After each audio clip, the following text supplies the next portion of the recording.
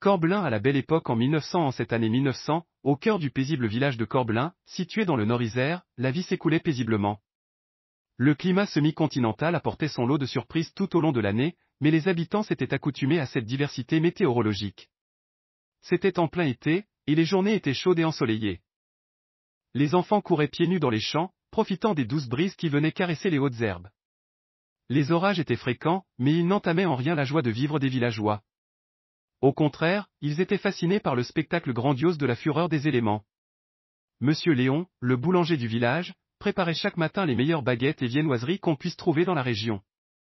Il commençait sa journée dès l'aube, alors que les brumes matinales enveloppaient encore le village d'un voile mystérieux. Les ruelles étaient désertes, mais la chaleur de la boulangerie et l'odeur du pain tout juste sorti du four suffisaient à éveiller les sens des habitants encore endormis. Au fil des saisons, Corbelin se transformait. L'hiver arrivait avec son cortège de froid, de gelée et de brouillard persistants. Les marécages qui entouraient le village depuis des siècles accentuaient encore cette atmosphère hivernale si particulière. Les enfants troquaient alors leurs habits d'été pour des manteaux épais et des bottes de cuir, indispensables pour affronter le froid mordant. Les rires et les jeux étaient remplacés par le crépitement des feux de cheminée et les histoires racontées au coin du feu par les anciens du village. Madame Émilie, la couturière, passait ses journées à confectionner des vêtements chauds et adaptés à ces conditions climatiques pour les habitants. Elle cousait avec passion, veillant à ce que chacun puisse affronter le froid avec style et élégance. Les villageois étaient fiers de leurs habits et les portaient avec un plaisir non dissimulé. Au fil des saisons, la vie à Corbelin était rythmée par les caprices de la météo, mais les habitants s'étaient adaptés à ces conditions changeantes. Ils trouvaient en elle une source inépuisable d'inspiration et de beauté. Cette harmonie avec la nature était le secret de leur bonheur et de leur sérénité. Et c'est ainsi qu'au cœur du Nord-Isère, la vie à Corbelin continuait de s'épanouir, bercée par les aléas climatiques et les liens étroits entre ses habitants et leur environnement. Chez les Godet, la journée commençait tôt. Dès que les premières lueurs du jour filtraient à travers les volets de leur coquette maison en pierre, Madame Godet s'affairait déjà dans la cuisine. Pendant que le café mijotait sur le poêle, elle préparait les tartines beurrées et confiturées pour ses 3 enfants, Raymonde, Hélène et Élie, qui se préparaient pour aller à l'école. Dans leur chambre, les 3 sœurs s'habillaient avec soin, choisissant leurs vêtements les plus propres et les plus jolis. Elles tressaient leurs cheveux en de jolies nattes et ajustaient leurs chapeaux avant de quitter la maison. Leur cartable en cuir contenait chacun un cahier, quelques crayons et une règle en bois. Le parcours jusqu'à l'école était un véritable enchantement pour les enfants.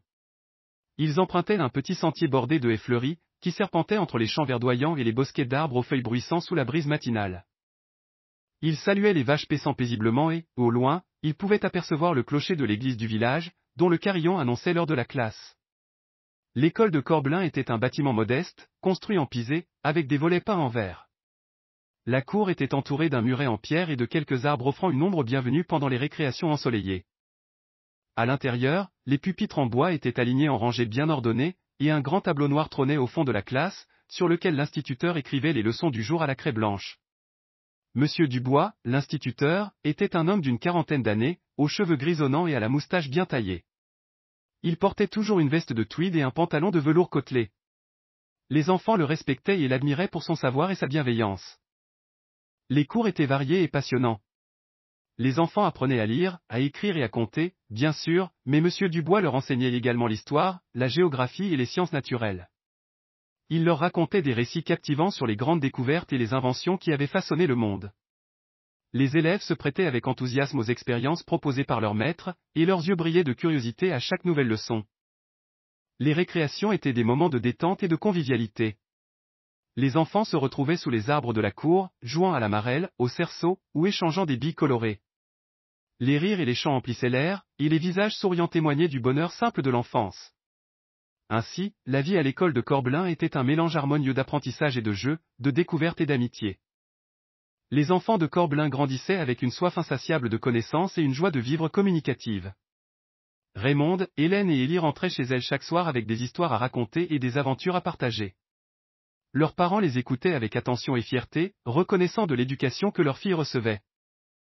La table familiale était le théâtre de discussions animées et de rires complices, tandis que les leçons du jour étaient répétées et les devoirs réalisés. Les saisons passaient et les années s'écoulaient, mais la vie à l'école de Corbelin demeurait inchangée. Les élèves grandissaient et quittaient peu à peu les bancs de l'établissement pour se lancer dans la vie active, emportant avec eux les enseignements précieux de leur enfance et les souvenirs inoubliables de leur passage dans la petite école du village. Raymonde, Hélène et Élie, devenues de jeunes femmes épanouies, regardaient avec tendresse et nostalgie leur parcours scolaire. Les liens tissés au fil des années entre les élèves et leur instituteur resteraient à jamais gravés dans leur cœur, et les leçons apprises à l'école de Corbelin les guideraient tout au long de leur vie. Ainsi, la vie à Corbelin suivait son cours, au rythme des saisons et des générations d'élèves qui fréquentaient l'école du village. Les traditions perduraient et les valeurs inculquées par Monsieur Dubois étaient transmises de génération en génération, faisant de Corbelin un lieu où l'éducation et la joie de vivre étaient célébrées comme les piliers d'une communauté soudée et épanouie. Au fil des années, le village de Corbelin continuait de se développer, tout en préservant son charme et son authenticité. Les nouvelles générations d'enfants grandissaient avec les mêmes valeurs et les mêmes traditions que celles de leurs parents et grands-parents. Les enseignements de Monsieur Dubois traversaient le temps et laissaient une empreinte indélébile sur chaque enfant qui avait eu la chance de suivre ses cours. Avec le temps, de nouvelles technologies et des idées modernes faisaient leur apparition dans le village. Les voitures remplaçaient progressivement les charrettes tirées par des chevaux, et le téléphone permettait aux habitants de communiquer plus facilement avec le monde extérieur. Pourtant, l'école de Corbelin restait un lieu intemporel, où les valeurs d'autrefois étaient préservées et célébrées. Monsieur Dubois, bien qu'à présent âgé et proche de la retraite, continuait d'enseigner avec la même passion et la même bienveillance qu'au premier jour. Les élèves l'aimaient et le respectaient toujours autant, et ses anciens élèves, devenus adultes, venaient régulièrement lui rendre visite pour lui témoigner leur gratitude et leur affection. Un jour, un jeune enseignant plein d'énergie et de nouvelles idées, nommé Monsieur Martin, arriva au village pour seconder Monsieur Dubois. Les deux hommes s'entendirent à merveille, et Monsieur Martin apprit beaucoup de son aîné, qui lui transmit son amour de l'enseignement et sa connaissance des traditions du village. Finalement, le jour de la retraite de Monsieur Dubois arriva. Une grande fête fut organisée en son honneur, réunissant tous les habitants de Corbelin, petits et grands, pour célébrer le départ à la retraite de leur cher instituteur. Les témoignages d'amour et de reconnaissance affluaient, et Monsieur Dubois, ému aux larmes, comprenait que sa vie avait eu un impact profond sur chacune des personnes présentes. Monsieur Martin prit alors la relève, s'engageant à perpétuer l'héritage de Monsieur Dubois et à continuer de faire de l'école de Corbelin un lieu d'apprentissage et de joie pour les générations à venir. Les valeurs et les traditions transmises par l'ancien instituteur continueraient de vivre à travers les enseignements de son successeur, assurant ainsi la pérennité de l'esprit de l'école de Corbelin. Et ainsi, la vie dans ce charmant village du Nord-Isère suivait son cours, empreinte de nostalgie, de joie, et d'espoir pour l'avenir.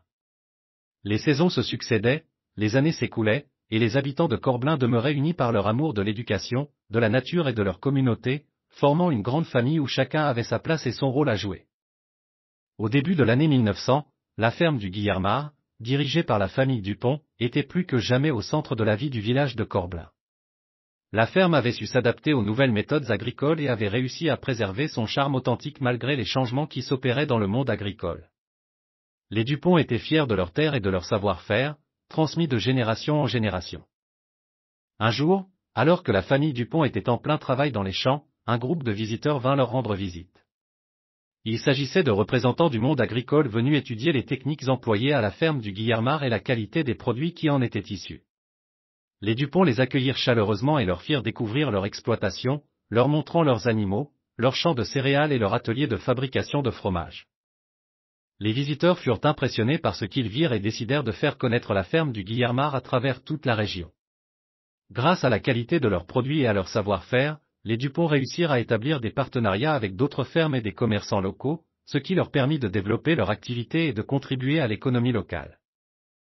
Au fil des années, la ferme du Guillermard devint un lieu de rencontre et d'échange pour les habitants de Corbelin et des environs.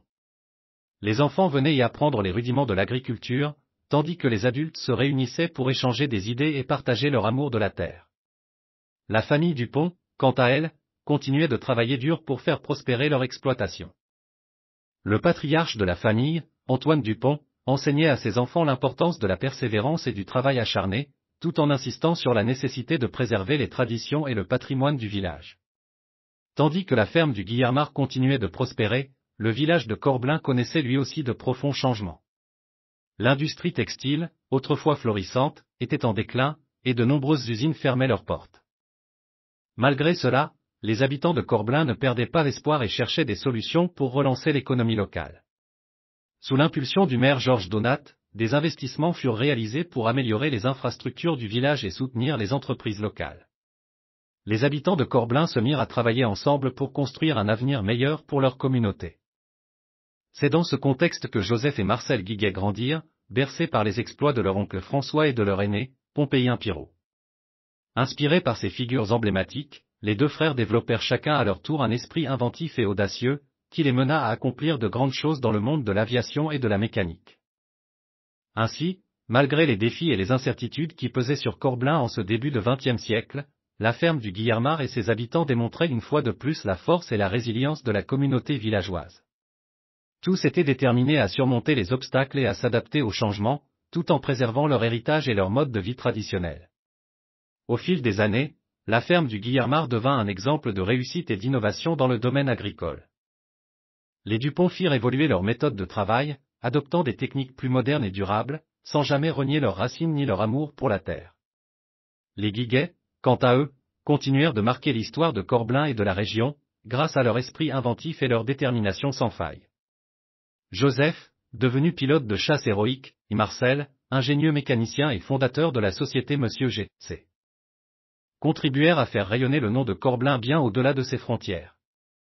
Les années passèrent, et les générations se succédèrent à Corblain. Les anciennes industries laissèrent place à de nouvelles opportunités économiques, et le village sut s'adapter et se renouveler tout en conservant son charme et ses traditions. La ferme du Guillermard, elle aussi, traversa les époques, témoignant de la persévérance et de l'ingéniosité de ses exploitants. Finalement, l'histoire de la ferme du Guillermard et de ses habitants illustre parfaitement la capacité de résilience et d'adaptation des communautés rurales face aux défis et aux changements. En puisant dans leur héritage, leur savoir-faire et leur amour de la terre, les habitants de Corblain ont su bâtir un avenir meilleur pour eux-mêmes et pour les générations futures.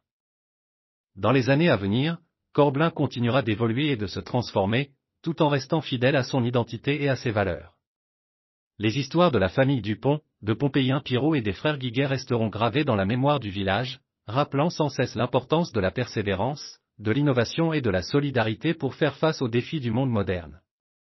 Et si les temps changent, une chose est certaine, la ferme du Guillermard, véritable symbole de la vitalité et de l'authenticité de Corblain, continuera de prospérer et d'inspirer les générations futures, qui perpétueront avec fierté l'héritage de leurs ancêtres.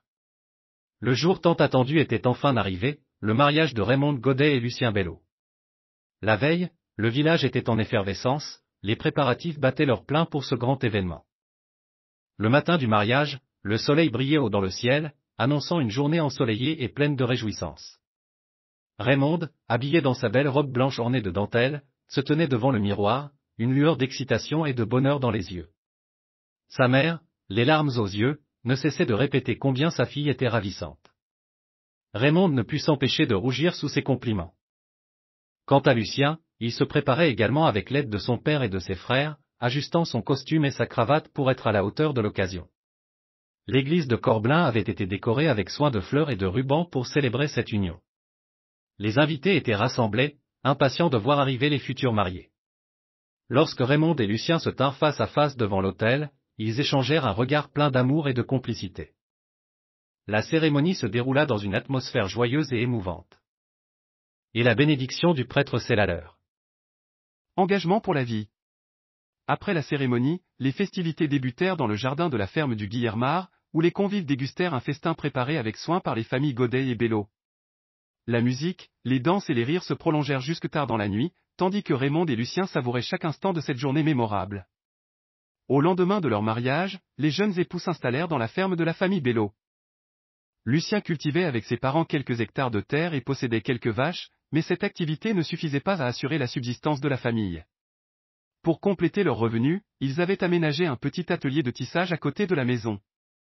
Les parents de Lucien, Thérèse et Jules, ainsi que Raymond, s'occupaient quotidiennement de cet atelier. Dans l'atelier, les métiers à tisser cliquetaient et résonnaient, tandis que Thérèse et Raymond, les mains habiles, tissaient les fils avec une précision remarquable. Elles fabriquaient des étoffes de qualité pour les vêtements, les draps et les rideaux, contribuant ainsi à la renommée de l'atelier.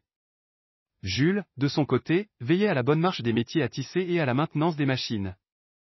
Il était toujours là pour aider et conseiller sa belle-fille et son épouse lorsqu'elles rencontraient une difficulté. Les conversations dans l'atelier étaient animées et chaleureuses, témoignant de la complicité grandissante entre Raymond et ses beaux-parents. 9 mois après leur mariage, Raymond et Lucien étaient impatients d'accueillir leur premier enfant. Le village tout entier partageait leur excitation, et les amis et voisins leur offraient régulièrement des conseils et des encouragements. Un matin de printemps, alors que les oiseaux chantaient et que les fleurs s'épanouissaient, Raymond sentit les premières contractions annonçant l'arrivée imminente de leur bébé. Lucien, inquiet et protecteur, fit immédiatement appel à la sage-femme du village, Madame Lefebvre, qui se précipita à leur domicile. Dans la chambre à coucher, la tension était palpable. Lucien se tenait à l'écart, le cœur battant, tandis que Madame Lefebvre et Raymond se préparaient pour le grand événement. Malgré la douleur et la fatigue, Raymond était déterminé à donner naissance à son enfant en toute sécurité. Après plusieurs heures d'efforts et de concentration, Raymond poussa un dernier cri, mêlant douleur et soulagement, alors que leur fils tant attendu venait au monde. Charles Bello était né, et ses premiers pleurs furent accueillis par les larmes de joie de ses parents. Madame Lefebvre enveloppa le nouveau-né dans une couverture douce et chaude, et le déposa délicatement dans les bras de Raymond. Lucien s'approcha, les yeux brillants d'émotion, et contempla avec amour son fils et sa femme. Les visages fatigués de Raymond et Lucien s'illuminèrent d'un bonheur sans pareil en tenant leur petit garçon pour la première fois. Les jours qui suivirent la naissance de Charles furent rythmés par les visites des amis et de la famille, venus admirer et célébrer l'arrivée du nouveau-né. La maison des Bello était remplie de rires et de chuchotements, tandis que chacun racontait des anecdotes sur les premiers jours de la vie de leurs propres enfants. La naissance de Charles marqua le début d'une nouvelle ère pour Raymond et Lucien. Le couple, désormais parents, s'adaptait à leur nouvelle vie avec leur fils, veillant sur lui avec amour et dévouement. La famille Bello grandissait, et les habitants du village étaient ravis de voir l'amour et la joie qui régnaient dans leur foyer. En août 1914, l'atmosphère paisible qui régnait habituellement dans le village de Corbelin fut troublée par une nouvelle inattendue et bouleversante.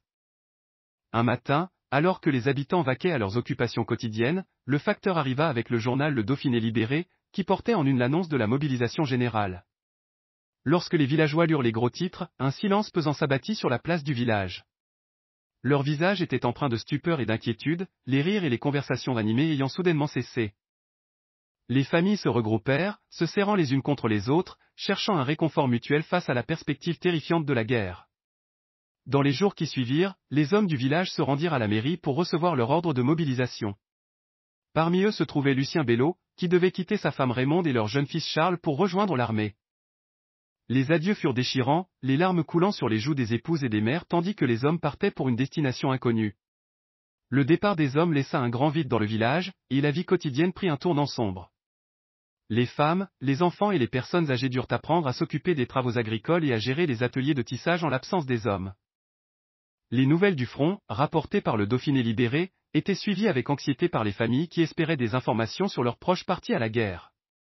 Au fil des mois, les habitants de Corbelin s'adaptèrent à leur nouvelle réalité et continuèrent tant bien que mal à vivre malgré l'ombre de la guerre qui planait sur eux.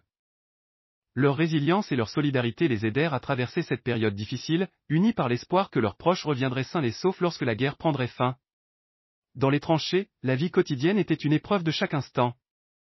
Les soldats, dont Albert Poulet, un jeune homme originaire de Corbelin, vivaient dans des conditions déplorables. La boue, la pluie et le froid étaient omniprésents, transformant les tranchées en véritables fosses de désespoir. Les rations de nourriture étaient souvent insuffisantes, et la promiscuité avec les rats et les poux rendait la situation encore plus insupportable. Albert se souvenait avec émotion de sa vache adorée, laissant couler des larmes silencieuses sur ses joues crottées. Au moment de son départ, il avait ressenti une intuition, une certitude intérieure qu'il ne reverrait jamais son village et sa vie d'avant. Cette pensée le hantait à chaque instant, mais il se raccrochait à l'espoir de revoir un jour sa famille et ses amis. Les combats étaient d'une férocité inimaginable. Les soldats, terrés dans leurs tranchées, attendaient l'ordre de monter à l'assaut, conscients que la mort les guettait à chaque pas. Les mitrailleuses ennemies fauchaient impitoyablement les rangs des assaillants, tandis que les obus pleuvaient du ciel, semant la destruction et la terreur. Les cris des blessés et les explosions assourdissantes résonnaient sans relâche, jour et nuit, plongeant les hommes dans un état de tension et d'épuisement constant. Albert avait noué des liens d'amitié avec certains de ses camarades de tranchée, partageant avec eux les rares moments de répit et les bribes de nouvelles venues de l'arrière. Ils se soutenaient mutuellement, s'encourageant dans les moments les plus difficiles et se remémorant les souvenirs heureux de leur vie d'avant la guerre. Ces instants de fraternité et de solidarité étaient précieux, apportant un peu de réconfort dans un univers de souffrance. Mais les batailles faisaient rage, et les pertes étaient lourdes. Chaque jour, Albert et ses camarades assistaient, impuissants, à la disparition de leurs compagnons d'armes, emportés par les balles, les obus ou la maladie. La mort était une présence constante, insidieuse, qui planait sur eux comme une épée de Damoclès. Dans cet enfer, Albert Poulet luttait pour survivre, pour préserver ce qu'il restait d'humanité en lui, et pour ne pas céder au désespoir. Il se raccrochait à l'espoir, infime mais tenace, que la guerre prendrait fin un jour et qu'il pourrait retrouver les siens et la vie paisible qu'il avait laissée derrière lui. Ce matin-là, au hameau du Guillermard, le soleil brillait timidement à travers les nuages, illuminant les champs et les maisons de pierre de la ferme du Guillermard. Raymond, occupé à ses tâches quotidiennes, aperçut le facteur à vélo qui se dirigeait vers leur ferme. Son cœur se mit à battre plus fort, un mélange d'espoir et d'appréhension lui nouant l'estomac. Peut-être une lettre de Lucien, son mari, parti au front depuis déjà si longtemps. Charles, son fils âgé de 13 ans, était en train de nourrir les poules dans la cour. Il leva les yeux et vit lui aussi le facteur s'approcher. Curieux, il s'empressa de rejoindre sa mère sur le seuil de la porte. Le facteur, un homme d'âge mûr à la moustache soigneusement taillée, arriva essoufflé à la ferme. Il salua Raymond et Charles d'un sourire chaleureux et leur tendit une enveloppe usée par le voyage. « Voici une lettre pour vous, Madame Bello. Elle vient du front, j'espère qu'elle vous apportera de bonnes nouvelles. » Raymond la saisit délicatement, remercia le facteur et le regarda s'éloigner. Le cœur battant, elle s'assit à la table de la cuisine, Charles à ses côtés. Ils échangèrent un regard nerveux avant que Raymond n'ouvre l'enveloppe avec précaution. Les mots de Lucien, tracés à l'encre noire, apparurent alors sur le papier jauni. Raymond se mit à lire la lettre à voix haute pour partager ce moment avec son fils. Les mots de Lucien étaient empreints de tendresse, décrivant la vie difficile dans les tranchées, mais aussi les moments de fraternité entre les soldats.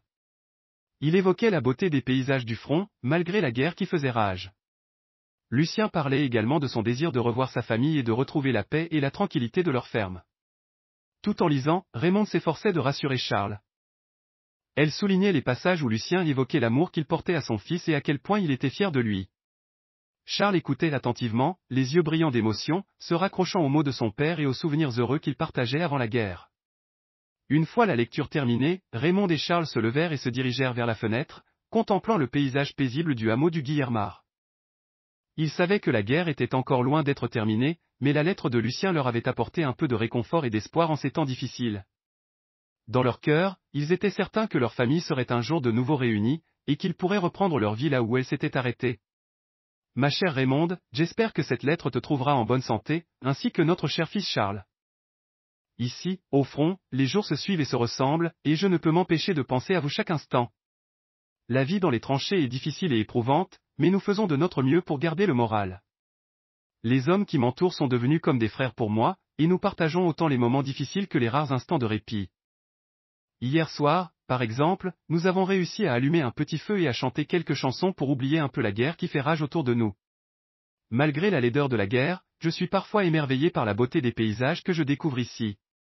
Les champs verdoyants, les forêts majestueuses et les petits villages me rappellent notre cher hameau du Guillermard. Cela me donne l'espoir de revenir un jour auprès de vous et de retrouver la paix et la tranquillité de notre ferme. Sache, ma chère Raymonde, que mon amour pour toi et Charles est ce qui me fait tenir dans ces moments difficiles. Je suis fier de notre fils et je suis certain qu'il grandit pour devenir un homme bon et courageux. J'espère qu'il saura toujours combien je l'aime et combien je suis fier de lui. Je prie chaque jour pour que cette guerre prenne fin et que nous puissions enfin être réunis, tous les trois. En attendant, prenez soin de vous et sachez que mon cœur est toujours auprès de vous. Je vous embrasse tendrement et espère avoir bientôt de vos nouvelles. Ton dévoué époux et père, Lucien. Un matin glacial de novembre, Bruno Chambat, le garde champêtre de Corbelin, se rendit à la maison de la famille Poulet, située dans le hameau de la Porte. Il avait reçu la lourde tâche d'annoncer la terrible nouvelle de la mort d'Albert Poulet, tombé au champ d'honneur lors d'un combat acharné. Le visage grave, il frappa à la porte de la maison en pierre, qui s'ouvrit sur la mère d'Albert, une femme d'âge mûr aux yeux fatigués. Elle comprit immédiatement la raison de la visite du garde champêtre, et les larmes aux yeux, elle invita Bruno à entrer. Dans la pièce principale, devant la cheminée où crépitait un feu réconfortant, le père d'Albert, un homme robuste et silencieux, écouta la triste nouvelle sans dire un mot. Les larmes coulaient le long de ses joues tandis que sa femme s'effondrait en sanglots, soutenue par Bruno. Les jours suivants furent remplis de chagrin et de préparatifs pour les funérailles d'Albert. Le jour de l'enterrement, le temps était sombre et pluvieux, comme si le ciel partageait la douleur de la famille et des habitants du hameau.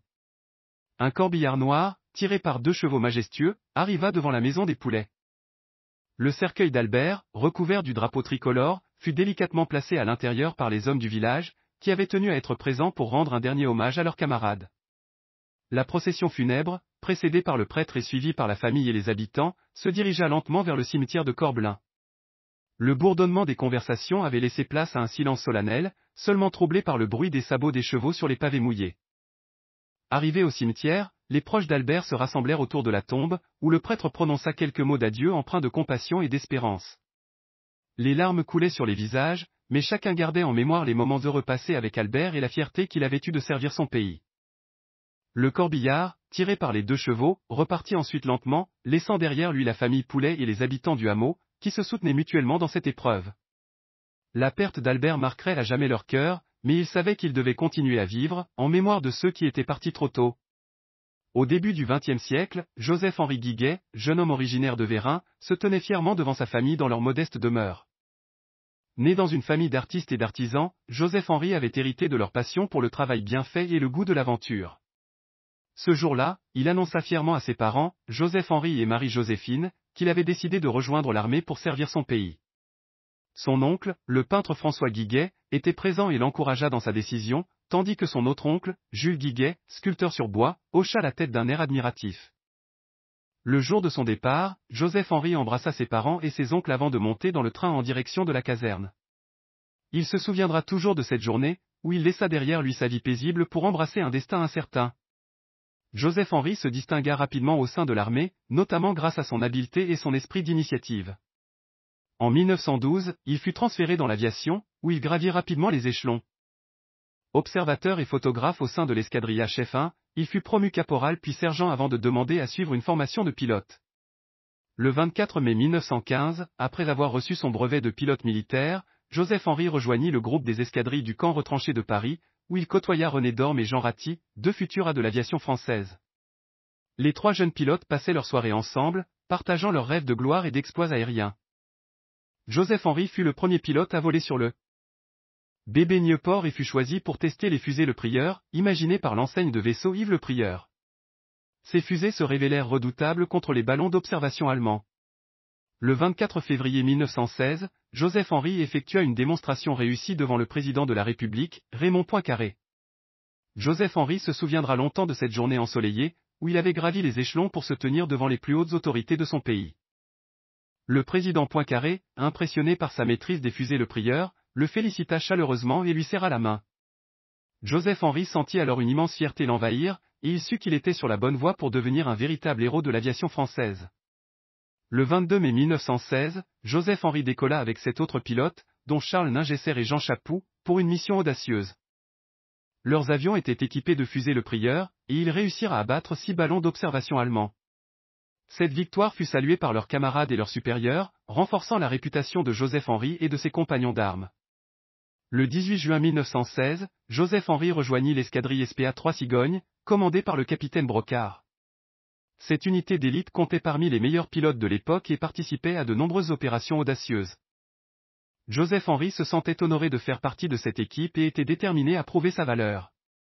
Le 1er juillet 1916, lors d'une mission périlleuse dans la Somme, Joseph-Henri fut grièvement blessé lors d'une attaque de ballon captif. Malgré la gravité de ses blessures, il ne renonça pas et, après une longue convalescence, reprit le combat le 14 novembre suivant. Son courage et sa ténacité lui permirent de remporter plusieurs victoires aériennes, renforçant sa réputation au sein de l'escadrille. Cependant, le 23 mai 1917, Joseph-Henri fut de nouveau blessé et dut être évacué vers l'arrière. Alors qu'il se remettait lentement de ses blessures, il fut promu sous-lieutenant le 30 novembre 1917. Bien que toujours en convalescence, cette promotion lui redonna espoir et la force de poursuivre le combat. Le 19 août 1918, Joseph-Henri reprit du service et fut affecté à l'escadrille SPA 167 le 29 août. Malgré les épreuves et les difficultés rencontrées, il parvint à remporter sa 5e et dernière victoire de la guerre, accédant ainsi au prestigieux statut d'A de l'aviation française. Après la guerre, Joseph-Henri Guiguet revint dans son village natal, où il fut accueilli en héros. Son courage et ses exploits étaient désormais gravés dans l'histoire de l'aviation française, et son nom était murmuré avec admiration et respect par les habitants de Vérin et bien au-delà. Le soir, alors qu'il contemplait le coucher de soleil sur les collines environnantes, Joseph-Henri se souvenait des batailles aériennes et des camarades perdus, mais aussi de la fierté qu'il avait ressentie en servant son pays. Malgré les épreuves et les sacrifices, il savait qu'il avait accompli quelque chose d'extraordinaire et qu'il avait honoré l'héritage de sa famille et de son village. Après la guerre, Joseph-Henri Guiguet revint à Corbelin, un homme changé, marqué par les horreurs qu'il avait vécues sur les champs de bataille. Sa passion pour les machines et sa détermination à se réinventer le poussèrent à fonder l'Union des mutilés et anciens combattants, dont il devint le président. En 1928, il s'associa avec son jeune frère Marcel pour créer la société Marcel Guiguet et compagnie MGC, déterminée à bâtir une moto révolutionnaire qui porterait l'emblème de la cigogne. Ils travaillèrent sans relâche dans leur atelier de Corbelin, où leurs mains habiles façonnaient un chef-d'œuvre d'ingénierie et de design.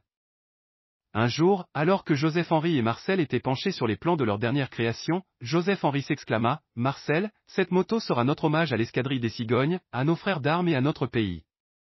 Elle sera à la fois une prouesse technique et une œuvre d'art. » Marcel, tout aussi passionné que son frère, répondit avec enthousiasme, « Oui, Joseph-Henri, nous allons révolutionner le monde des deux roues avec notre création.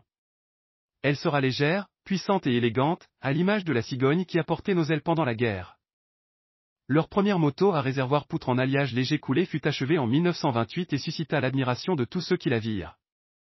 Cependant, les ventes furent plus lentes que prévu, et les frères Guiguet décidèrent de retravailler leur design en 1930.